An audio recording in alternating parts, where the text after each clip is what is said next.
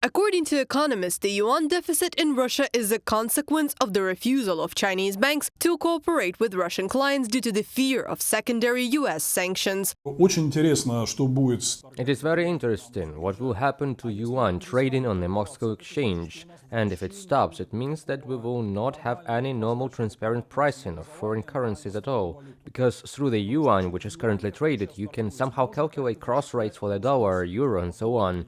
If there is no market pricing, we will return to the USSR State Bank and made-up rate of 68 coins per dollar.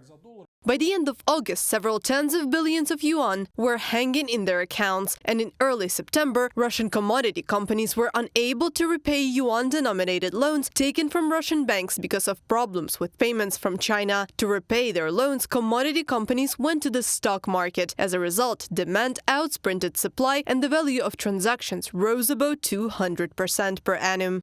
Yes, the yuan problem appeared towards the end of summer. This is because there were several categories of yuan at once. Pure yuan, which is received from China, for example by exporters, and which they are in no hurry to sell and keep because they realize the value of this asset. And there's the yuan that are bought on the exchange and are toxic for the Chinese because they went through sub-sanctioned organization. And so there is real shortage of yuan that importers need in order to buy goods in China.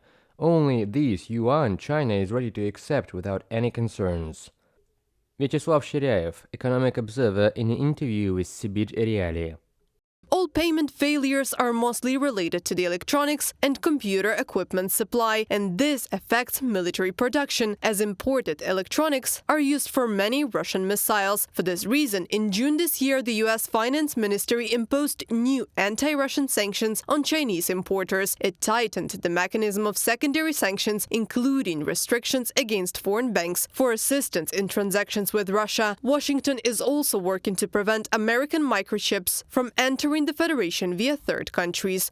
That is why I was in Turkey about a month ago. I showed them the statistics and said, look at all these goods that go through your country to Russia.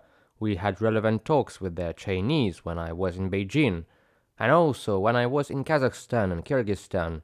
If you look at the American microelectronics that gets into Russian missile systems and drones, we are intensively focused on this. We will never reduce it to zero, but we want to reduce these trade flows. Matthew Axelrod, Assistant Secretary for Export Enforcement at the Department of Commerce during a conference of the U.S. Center for Strategic Studies. Previously, Senator Richard Blumenthal claimed nearly 25,000 components were taken from Russian weapons on the battlefield. Reported by Anastasia Tarnavska, Yulia Hranovska, UATV News.